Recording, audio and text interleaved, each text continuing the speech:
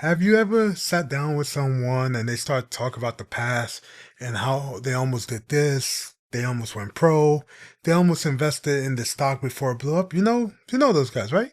They talk about almost. Well, what if they didn't quit? And that's what we're about to find out. This is episode 100 of the Books by Josh Audio Immersion, titled The Part Where You Didn't Quit. And if you can't tell by the title, this is talk about what if you didn't quit? And I get it, life is hard. I'm a creative, as you can tell, because you're listening to me talk. And the thing is, I don't always want to press record. It's hard. You have to sit there and you have to do it. And the thing is, as a creative, you're your own biggest critic because it's never good enough for you.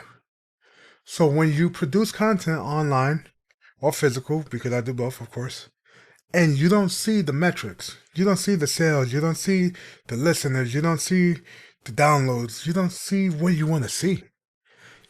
Hey, I've been doing this for a decade. Why are my listeners thousands per episode, things like that? That's disheartening. And you know what? It makes you want to quit. Like I said, I produce content for a living. I have multiple YouTube channels that I'm not going to list. I have books that I write, hence the name Books by Josh. Heck, catchy name, I know it. And here's the thing. My analytics aren't there in certain aspects. They could be better, they could be worse. But let's say, prime example, I have another channel. I put out a piece of content there thinking, hey, this is the best content I have on this channel so far. Last one has so many impressions, over 2,000 impressions. My CTR was 2%. Hey, let's see how this one does. And I barely hit 100 impressions on the video, and I'm like, that's disheartening. I know it's within 48 hours, but going from over 2K to barely hitting 100 impressions is bad. And it makes you think like, I put my heart and soul into this. I spent hours of my life doing this, and it's like it's a waste to me because there's no numbers behind it. And I get it. And that's the thing. It makes you want to quit. But that's the thing. Things that are worth doing and that reward you are long journeys. I say this all the time. It's like going to a gym and getting in shape. You're not going to get in shape in a day or two. Might not even get in shape in a few months. It could take years, but it's about the consistency, the effort you're doing, showing up, putting in the work. And that's what I'm doing. This is episode 100 of a podcast that's been going on for nearly a decade. That's insane. I suck at being on time with episode uploads. But this year, I made a vow, really last year at the end, that I'm going to be more consistent. And as you can see, I'm putting out an episode every week or every 2 weeks, which is consistent. I'm running 3 podcasts here, and I'm putting out consistent episodes. I'm writing again, making books. I published, 3 books. I'm working on the 4th right now within the span of 6 months, and that's something. I'm putting in the work, even though I've taken all these hiatuses, which is basically me temporarily quitting. I was paying for domain hosting and all of that, and not putting out content for 2 years? And it's like, what was the point? And that's the thing. Even though I was still active, I'm doing air quotes, now you can't see it, but even though I was still active, was I really? It was almost like I quit because it was just there. There was no new content. I still got hits. Don't get me wrong, on some of my blog posts, I still rank number 1 on Google for certain things from the past. And I still got traffic, and I could actually produce more content maybe, and they were converted to something. And that's the thing.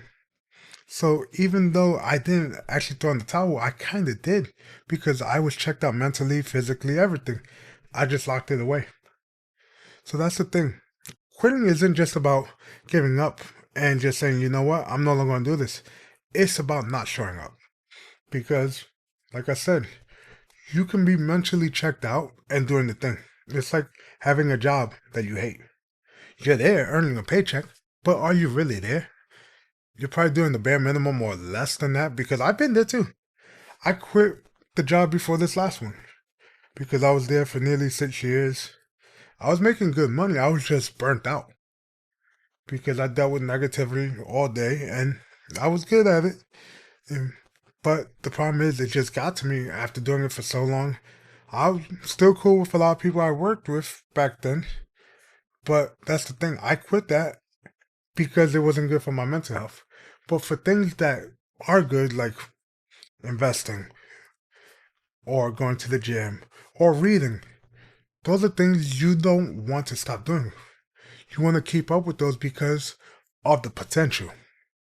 Hey, if you invest in your Roth IRA or 401k, it can lead to a healthy retirement. I'm not going to give you financial advice because I'm not certified financial professional, so this isn't financial advice. This is just based on historic returns. But if you eat right, you work out, you exercise, guess what? You can be healthier. These are proven facts. So if I quit creating content and just let it stagnate, am I going to make money? Probably not. I'll probably make a few dollars here and there for what I already created, for the books I wrote, but I'm not going to have a sponsor for my podcast. I'm not going to have affiliate links because I'm no longer creating content. There'll be old episodes. Why do you want to hear an episode on the Z Fold 7 when the Z Fold 12 is out? You know, that's the thing. I have to constantly put out stuff. With books, that's residual. But I need to widen my audience, hence why I'm doing this. And that's the thing. It's not about just being there. It's about putting in the effort, and you have to just balance it out. You don't want to put yourself in a situation that you're going to be burnt out. Because a lot of times we go gung-ho, 120% out the gate, and it's a marathon, not a sprint. Because as a sprint, you got to go A or B. Here's the problem. With this, it's a journey. You gotta go A to B to C, back to A, down to F. Now you gotta go back to E, then go Z. Then it's a whole thing. You're going zigzag, and that's okay. And I talk about this all the time. It's about the small wins. You're not gonna see progress. That's the thing. There's no status bar. There's no loading screen that you see a little progression bar. That doesn't happen in real life, and that's what sucks because you don't know if you're progressing towards what you want. That's why I believe in chunking. You take a big goal and you break it down to smaller chunks. Hey, I want to write a book. What do I need to do? I need to come up with a book idea. Okay, then I need to write a chapter. Okay, after writing a chapter, what do? Then write a second chapter. Okay, then you understand, you break it down into attainable things. That's more generic. That's writing a book. It's a lot more to it, trust me on that. Characters, plot, all of that. But that's the main thing. You want to have smaller goals. You can't just wake up one day and say, you know what, I want to be a millionaire by 37. I'm 36 and almost a half. I'm not going to become a millionaire by the end of this year. It's not feasible. Your goals have to be feasible. A lot of people quit because their why isn't strong enough and their goals aren't feasible. What is the why? The why is something I learned many years ago. It's why you're doing something. Why are you putting in this effort? And that why has to be something strong. If it's money, you're going to quit, more likely. Because money isn't what should motivate you. It's nice to get money, don't get me wrong. But it's the lifestyle money can give you. For example, let's say you're living paycheck to paycheck. You're struggling financially. You're getting calls from debt collector every single day. And you feel overwhelmed. Well, maybe your why is, I don't want to feel overwhelmed anymore. That's why I'm working on my side hustle. That's what the why is. Because if it's, I want to be rich. Why? What's that going to do for you? No. You want to no longer have anxiety from bill and debt collectors calling you. You want to be able to keep your house phone on the hook and not be afraid of it to ring. You want to be able to enjoy a lifestyle that you never had before. You want to give your kids something that you never had growing up. That's a strong why. And like I said, you need to have that so that you don't quit. Because when you want to quit, you think back and say, why did I get started in this? What made me venture out? And you go back, oh, that's why, my why statement. Write it down. Save it on your phone if you have to. on your smartphone. Just have an extra home screen with just that as your background. It's powerful. I remember way back when I was taught, hey, let's do vision boards, this and that. I did it, didn't help me. But the why statement is something that did help. You put it on there. Sure, you could put, hey, I want to have a Rolex on my vision board, I want to have this, that. And you can do that. It might be for you, but the why statement, when you see that, it's what's going to make you stay up and put in that work. Because we all have those 9 to 5s, those 40-hour work weeks, or even worse, 60-hour work weeks. And guess what? We're tired of it at times, and we're doing stuff on the side. We're going to the gym, we're taking a cooking class, we're doing all this. But you're tired. You just worked. Most of us don't like our jobs. We're stressed from that, from other things in our life.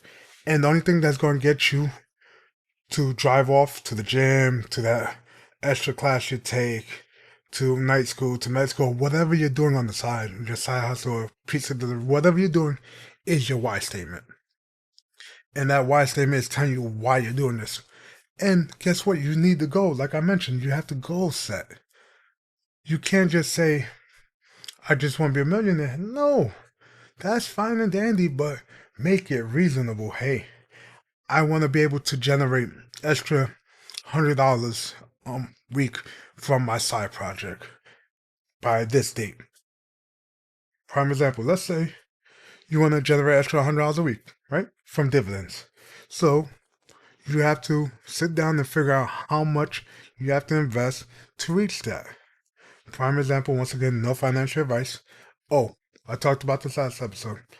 I generate over $50 a month in dividends on that, on about $11,000 to $12,000 worth of shares. So if we were just looking at with the return for the dividends monthly, I would need about $23,000 worth of shares to generate about $100 a month in income from There you go.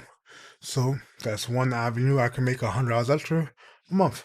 Or I figure, let's say a book sale. If I sell a book for $10 for each book, and my cut of that is 65%, that's $6.50, hypothetically. $6.50, I need to sell about 13 books. Well, no, not 13. About 18 books to be able to hit that $100 a month. You understand? You have to say how much you want to make, or how much weight you want to lose, how much you want to bench. You have to have that number and break it down to something attainable. How can you reach that? When I was lifting weights way back when, I went to bench 245. And guess what? I set goals on how to reach it. Took me a few years, and I did it. But that's the thing. You have to make the goals attainable. And you have to break it down, like I said, chunking. Write things down also. Keep a journal because, like I said, it's about the small wins. We don't always know about the small wins because we don't see them. But that's the thing. If you write them down and you track your progress, you can see. Let's go back to writing a book. If you're writing a book and it takes you 4 weeks to write the first chapter, the second chapter takes you the same, third chapter the same, but on chapter 4, it takes you 3 weeks. And you're like, wait, wow, this was a lot faster. That's a small win. You won't notice that because you have no concept of time. Trust me, I sat there and wrote for days on end, and days just blend in together. The words just sit there. You're fighting with it. You're writing, you're deleting it. But here's the thing. If you write down how many words you write a day, things like that, you track the progress and see that the creative juices are flowing. It's like riding a bike. You're not going to succeed on the first try unless you're a genius. You gotta pedal slowly till you get the hang of it. Then you start turning, learning how to change speeds if it's a mountain bike. There's so many levels to it. But on the bike, you can physically see that you're riding it. You're not going to see that when you're lifting weights because the weights are going to feel the same to you. You're going to be exhausted, sweaty, things like that. You might not know you're ready for the next weight. You have to track things. Say, hey, I did 3 sets of 8 for the past 2 weeks. Let me try 3 sets of 9, Small little jump, and then that's how you do it. And that's the thing. You wouldn't know this because most of us are quitting. Times get tough. As they said, the tough get going. But the thing is, that doesn't work in real life. Because when times are tough, most of us quit. I hate New Year's resolutions because most people that set them don't follow through. Because they just say, I want to do this, I want to do that. They don't have the why. They don't have a goal that's actually broken down in chunks that are attainable. And that's why I had to make this episode. Like, if you look at my recent episodes, they're all about this topic. You're closer than you think, but it doesn't feel like it. They one on me and burnout because I've been burnt out, trust me. The version of you that got left behind, we're changing. We're not the same person we were a few months ago. And that's insane if you think about it. But it actually works in your favor because we're always bettering ourselves. So we just have to train our minds because mind over matter is a real thing. What your brain says about you is always true. You could be either a coward, you could be brave, you could be shy, you could be outspoken, you could be so many different things. It's what you believe in. Is the thing. I don't believe in manifestation. Some people do. But I still believe in what you think about is gonna turn your whole body to that. I'm not saying like The Secret, hey, I think about this and this happens. No.